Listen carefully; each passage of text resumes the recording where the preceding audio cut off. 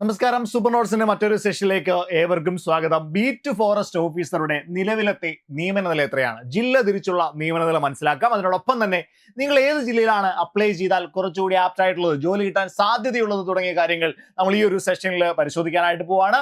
എല്ലാവരെയും ഈ ഒരു സെഷനിലേക്ക് വീണ്ടും സ്വാഗതം ചെയ്യുന്നു. മക്കളെ, ബീറ്റ് ഫോറസ്റ്റ് ഓഫീസറുടെ കഴിഞ്ഞ റാങ്ക് ലിസ്റ്റ് പ്രകാരം, നിലവിലുള്ള റാങ്ക് ലിസ്റ്റ് പ്രകാരം അഡ്വൈസ് ഡീറ്റെയിൽസ് നോക്കിയാൽ ഇങ്ങനെയാണ് കാണാൻ പറ്റുക. ട്രിവാൻഡ്രം ജില്ലയാണെങ്കിൽ, തിരുവനന്തപുരം ജില്ലയാണെങ്കിൽ 25 അഡ്വൈസ് ആണ് പോയിട്ടുള്ളത്. നമുക്കറിയാം, ഏകദേശം വളരെ ചുരുങ്ങിയ ഒരു റാങ്ക് ലിസ്റ്റ് ആയിരിക്കും ബീറ്റ് ഫോറസ്റ്റ് ഓഫീസർക്ക് വരിക.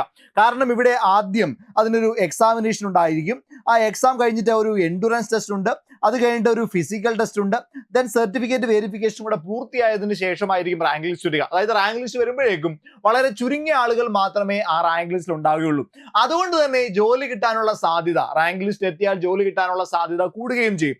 ഇവിടെ നോക്കിയാൽ തിരുവനന്തപുരം ജില്ലയിൽ 25 അഡ്വൈസുകളാണ് നിലവിൽ പോയിട്ടുള്ളത്. റാങ്ക് ലിസ്റ്റിന്റെ കാലാവധി ഇനിയും തീർന്നിട്ടില്ല. ഇനിയും എന്ത് ചെയ്യാനുണ്ട്? അഡ്വൈസുകളോടെ പോകാനുണ്ട്. അതായത് OC-യിൽ നിന്ന് 13, EWS-ൽ നിന്ന് 16 എന്ത് ചെയ്തിട്ടുള്ളത്? ഈ കാറ്റഗറിയിൽ പോയിട്ടുള്ളത്. വിശ്വകർമ്മയൊക്കെ ആണെങ്കിൽ സപ്ലിമെന്ററി പോയിട്ടുണ്ട്, മുസ്ലിം സപ്ലി പോയിട്ടുണ്ട്, ST സപ്ലി പോയിട്ടുണ്ട്, ഈഴവ SC ഒക്കെ എന്ത് ചെയ്തു? ഇതിനോടകം തന്നെ സപ്ലിമെന്ററി ലിസ്റ്റിൽ നിന്ന് ആള് പോയിട്ടുണ്ട്. ദെൻ കൊല്ലം ജില്ല പരിശോധിച്ചാൽ കൊല്ലം ജില്ലയിൽ ആകെ 22 അഡ്വൈസ് ആണ് നിലവിൽ പോയിട്ടുള്ളത്. ഈ ലിസ്റ്റിന്റെ പ്രത്യേകത, ഈ റാങ്ക് ലിസ്റ്റ് എന്ത് ചെയ്തു? ആളെ മുഴുവൻ എന്ത് ചെയ്തു? പൂർത്തീകരിച്ചു. അതായത് 15 പേരാണ് മെയിൻ ലിസ്റ്റിലുള്ളത്.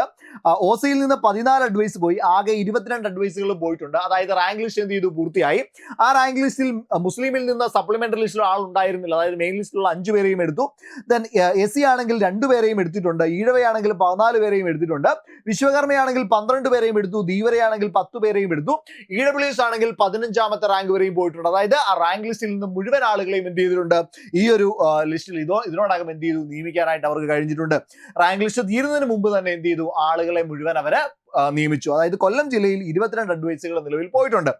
അതിനുശേഷം നമ്മൾ നേരെ പത്തനംതിട്ട ജില്ലയിലേക്ക് വന്നാൽ, പത്തനംതിട്ട ജില്ലയിൽ നിലവിൽ 41 അഡ്വൈസുകളാണ് പോയിട്ടുള്ളത്. അത്യാവശ്യം നിയമനം നടക്കുന്ന, അത്യാവശ്യം അഡ്വൈസ് നടക്കുന്ന ജില്ലയാണ് പത്തനംതിട്ട ജില്ല. പത്തനംതിട്ട ജില്ലയിൽ നിന്ന് 41 അഡ്വൈസുകളാണ് നിലവിൽ പോയിട്ടുള്ളത്. അതായത് ഇതിന്റെ OC കാറ്റഗറിയിൽ നിന്ന് 39 പേരും, EWS ആണെങ്കിൽ 37 പേരും എന്ത് ചെയ്തിട്ടുണ്ട്? ഈ റാങ്ക് ലിസ്റ്റിൽ നിന്ന് പോയിട്ടുണ്ട്. റാങ്ക് ലിസ്റ്റിന്റെ കാലാവധി എന്താണ്? 29/12/2027 എന്ത് ചെയ്യാൻ പോകുന്നത്? റാങ്ക് ലിസ്റ്റ് ക്യാൻസൽ ആകാനായിട്ട് പോവുക. അപ്പൊ നിലവിൽ എത്ര പേര് പോയിട്ടുണ്ട്? 41 പേര് പോയി. ഇനിയും എന്ത് ചെയ്യുന്നു? 2 വർഷം കൂടി ആ റാങ്ക് ലിസ്റ്റ്, 1.5 വർഷം കൂടി റാങ്ക് ലിസ്റ്റിന്റെ കാലാവധി അവശേഷിക്കുകയാണ്. അതിനുശേഷം നേരെ കോട്ടയം ജില്ലയിലേക്ക് പോയാൽ 4 അഡ്വൈസുകളാണ് നിലവിൽ പോയിട്ടുള്ളത്. നിലവിൽ എത്ര പേര് പോയിട്ടുണ്ട്? 4 അഡ്വൈസ് പോയിട്ടുണ്ട്. 2 പേര് OC ആണ്. ദെൻ ഈ ഒരാള് മുസ്ലിം സപ്ലിമെന്ററി ലിസ്റ്റിൽ നിന്നാണ്. ഈ റാങ്ക് ലിസ്റ്റ് എന്താണ്? 16/3/2023 എന്ത് ചെയ്തു? എക്സോസ്റ്റഡ് ആയി പോയി. 4 പേരെയാണ് എന്ത് ചെയ്ത്? ആ റാങ്ക് ലിസ്റ്റിൽ നിന്ന് നിയമിച്ചിട്ടുള്ള അഡ്വൈസ് പോയിട്ടുള്ളത്. ദെൻ അതിനുശേഷം നോക്കിയാൽ ഇടുക്കി ജില്ല പരിശോധിച്ചാൽ 75 അഡ്വൈസുകളാണ് നിലവിൽ പോയിട്ടുള്ളത്. 75 അഡ്വൈസുകൾ. ദെൻ 60 OC പോയിട്ടുണ്ട്, 63 ഈഴവ് പോയിട്ടുണ്ട്. അങ്ങനെ 75 അഡ്വൈസുകളാണ് നിലവിൽ എന്ത് ചെയ്തിട്ടുള്ളത്? ഇടുക്കി ജില്ലയിൽ ഏറ്റവും കൂടുതൽ അഡ്വൈസ് നിയമനങ്ങൾ നടന്നിട്ടുള്ള ജില്ലയാണ് ഇടുക്കി ജില്ല. ഓക്കെ, ഇടുക്കി ജില്ല കഴിഞ്ഞാൽ നിലവിൽ പത്തനംതിട്ട ജില്ലയാണ് 41 പേര് പോയിട്ടുള്ളത്. അതിനുശേഷം എറണാകുളം ജില്ല പരിശോധിച്ചാൽ 35 അഡ്വൈസുകൾ പോയിട്ടുണ്ട്. 29 പേര് OC-യിൽ നിന്നും 50ാമത്തെ റാങ്ക് വരെ EWS-ൽ നിന്നും എന്ത് ചെയ്തിട്ടുണ്ട്? റാങ്ക് ലിസ്റ്റ് പൂർത്തിയായിട്ടുണ്ട്. അതായത് 35 പേർക്കാണ് എന്ത് പോയിട്ടുള്ളത്? എറണാകുളം ജില്ലയിൽ അഡ്വൈസ് പോയിട്ടുള്ളത്. അതിനുശേഷം തൃശ്ശൂർ ജില്ല പരിശോധിച്ചാൽ 31 അഡ്വൈസ് പോയിട്ടുണ്ട്. OC 22 പോയിട്ടുണ്ട്. ഈഴവ സപ്ലിമെന്ററി ലിസ്റ്റിൽ നിന്ന്, EWS സപ്ലിമെന്ററി ലിസ്റ്റിൽ നിന്ന് ഒരാൾ, EWS സപ്ലിമെന്ററി ഒക്കെ പോകുന്ന വളരെ വിരളമാണ്. പക്ഷേ ബീറ്റ് ഫോറസ്റ്റിന്റെ കേസിൽ സപ്ലിമെന്ററി ലിസ്റ്റിൽ ഈഴവ വന്നിട്ടും തൃശ്ശൂർ ജില്ലയിൽ നിന്ന് ഒരു നിയമനം പോയിട്ടുണ്ട്. 31 അഡ്വൈസുകളാണ് തൃശ്ശൂർ ജില്ലയിൽ നിന്ന് നിലവിൽ പോയിട്ടുള്ളത്. അതിനുശേഷം പാലക്കാട് ജില്ലയാണ് പരിശോധിക്കുന്നതെങ്കിൽ, പാലക്കാട് ജില്ലയിൽ നിന്ന് നിലവിൽ 36 അഡ്വൈസുകളാണ് പാലക്കാട് ജില്ലയിൽ നിന്ന് പോയിട്ടുള്ളത്.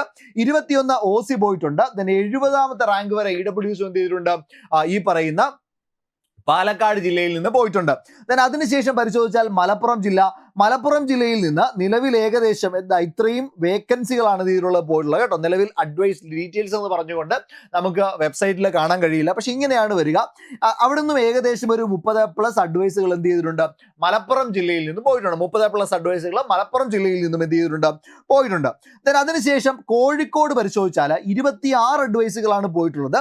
OC 22 അഡ്വൈസും, അതേപോലെ തന്നെ EWS കാറ്റഗറി ആണ് എങ്കിൽ 23 റാങ്ക് വരെയുമാണ് എന്ത് പോയിട്ടുള്ളത്? ആകെ പോയിട്ടുള്ളത്. അങ്ങനെ ആകെ 26 അഡ്വൈസുകൾ എവിടുന്ന് പോയിട്ടുണ്ട്? കോഴിക്കോട് ജില്ലയിൽ നിന്ന് പോയിട്ടുണ്ട്. then അതിനുശേഷം വയനാട് ജില്ല പരിശോധിച്ചാൽ 19 അഡ്വൈസുകളാണ് നിലവിൽ പോയിട്ടുള്ളത്.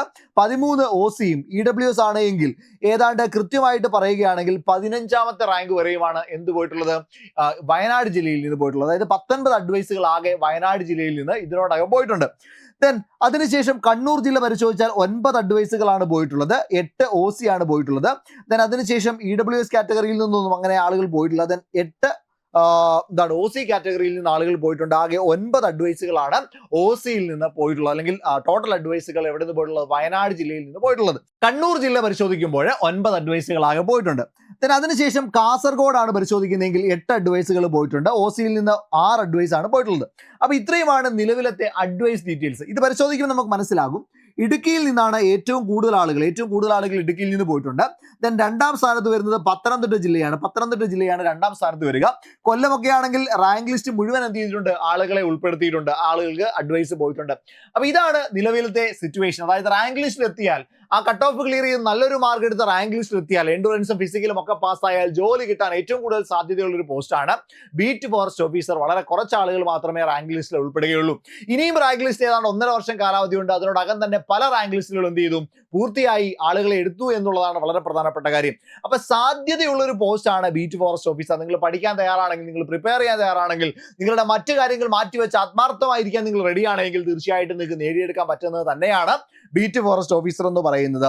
ഈ ബീറ്റ് ഫോറസ്റ്റ് ഓഫീസറിന് വേണ്ടിയിട്ടുള്ള കാന്താരം ബാച്ച് നമ്മൾ നാളെ സ്റ്റാർട്ട് ചെയ്യുകയാണ്. അതായത് 11ാം തീയതി മൺഡേ സ്റ്റാർട്ട് ചെയ്യാണ് കേട്ടോ. മൺഡേ ആണ് സ്റ്റാർട്ട് ആകുന്നത്. 11ാം തീയതിയാണ് സ്റ്റാർട്ട് ആകുക. ആരെങ്കിലും ഈ ഒരു ബാച്ചിലേക്ക് ജോയിൻ ചെയ്യാനുണ്ടെങ്കിൽ തീർച്ചയായിട്ടും ജോയിൻ ചെയ്യാം. നിങ്ങൾക്ക് കൃത്യമായിട്ടുള്ള റെക്കോർഡഡ് ക്ലാസ്സുകൾ ലഭിക്കും. ഈ റെക്കോർഡഡ് ക്ലാസ്സുകളുടെ പ്രത്യേകത, നിങ്ങളുടെ സമയം നഷ്ടപ്പെടാതെ ഏറ്റവും കൃത്യമായിട്ടുള്ള പോയിന്റുകൾ പൂർണ്ണമായും ക്ലാസ്സുകളായിട്ട് തന്നെ നിങ്ങളിലേക്ക് എത്തും. അതായത് ഒരു ലൈവ് ക്ലാസ് അറ്റൻഡ് ചെയ്യുമ്പോൾ ഒരുപക്ഷെ നിങ്ങളുടെ കുറേ സമയം വെറുതെ എന്ത് ചെയ്യാം, ആ ഡൗട്ടുകളൊക്കെ ക്ലിയർ ചെയ്ത് പോവാം. then അതുപോലെ തന്നെ കുറെ കുട്ടികൾ എന്ത് ചെയ്തേക്കാം, റെക്കോർഡായിരിക്കും കേൾക്കുക. അപ്പോൾ ഈ ലൈവിൽ വന്ന എല്ലാ ഡൗട്ടുകളും അവർ ഒരുപക്ഷെ കേൾക്കേണ്ടി വരും. ഈ പ്രശ്നങ്ങളൊന്നുമില്ലാതെ പ്യൂർ ആയിട്ടുള്ള കണ്ടന്റ് നിങ്ങളിലേക്ക് എത്തിക്കാം. then അതിനോടൊപ്പം തന്നെ ലൈവ് ആയിട്ടുള്ള ക്വസ്റ്റ്യൻ പ്രാക്ടീസ് സെഷനുകൾ നിങ്ങൾക്ക് ലഭിക്കും. അതിനോടൊപ്പം തന്നെ PDF ആയിട്ട്, അതായത് പ്രിന്റ് എടുത്ത് പഠിക്കാൻ കഴിയുന്ന PDF നോട്ടുകൾ ഉണ്ടായിരിക്കും. എക്സാമുകൾ, ഡെയിലി എക്സാമുകൾ ഉണ്ടായിരിക്കും. അങ്ങനെ എല്ലാമായിട്ടുള്ള അമൽ സാധനത്തിലുള്ള മെന്റർഷിപ്പ് ഉണ്ടായിരിക്കും. എല്ലാ മൺഡേയ്സിലും കൃത്യമായിട്ടുള്ള ഒരു മെന്റർഷിപ്പ് നിങ്ങൾക്ക് ലഭിക്കും. അങ്ങനെയുള്ളൊരു ബാച്ചാണ് ഈ പറയുന്ന കാന്താരം ബാച്ച്. ആരെങ്കിലും ഈ ബാച്ചിലേക്ക് ജോയിൻ ചെയ്യാനായിട്ട് താല്പര്യപ്പെടുന്നുണ്ടെങ്കിൽ എത്രയും വേഗം 8281223366 എന്ന് പറയുന്ന നമ്പറിലേക്ക് ബന്ധപ്പെടുക. 8281223366 എന്ന് പറയുന്ന നമ്പറിലേക്ക് ബന്ധപ്പെടുക. അല്ല എന്നുണ്ടെങ്കിൽ താഴെ കാണുന്ന ഗൂഗിൾ ഫോം എന്ത് ചെയ്താൽ മതി, ഒന്ന് ഫിൽ ചെയ്താൽ മതി കേട്ടോ. താഴെ കാണുന്ന ഗൂഗിൾ ഫോം ഫിൽ ചെയ്താൽ കൃത്യമായിട്ട് ഇവിടുത്തെ കൗൺസിലേഴ്സ് നിങ്ങളെ വിളിച്ച് കാര്യങ്ങളൊക്കെ പറഞ്ഞു തന്ന് നിങ്ങൾക്ക് ഡെമോ ക്ലാസ്സുകളും കാണിച്ച് ബാച്ചിലേക്ക് ജോയിൻ ചെയ്യാം. ദെൻ നിങ്ങൾക്ക് മറ്റെന്തെങ്കിലും സംശയം ഉണ്ടെങ്കിൽ തീർച്ചയായിട്ടും ഈ ഗൂഗിൾ ഫോം ഫിൽ ചെയ്താൽ മതിയാവും. അപ്പം ആരും ഇനിയും എന്ത് ചെയ്യരുത്, വെയിറ്റ് ചെയ്യരുത്. കൃത്യമായിട്ടുള്ളൊരു അവസരമാണ്. ആ അവസരം നിങ്ങൾ പ്രയോജനപ്പെടുത്തുക. എല്ലാവരെയും ഈ ഒരു ബാച്ചിലേക്ക് സ്വാഗതം ചെയ്യുന്നു. 11ാം തീയതിയാണ് ബാച്ച് സ്റ്റാർട്ട് ചെയ്യാം. ഒരിക്കൽ കൂടി നമ്പർ പറഞ്ഞുതരാം, 8281223366. Thank you so much.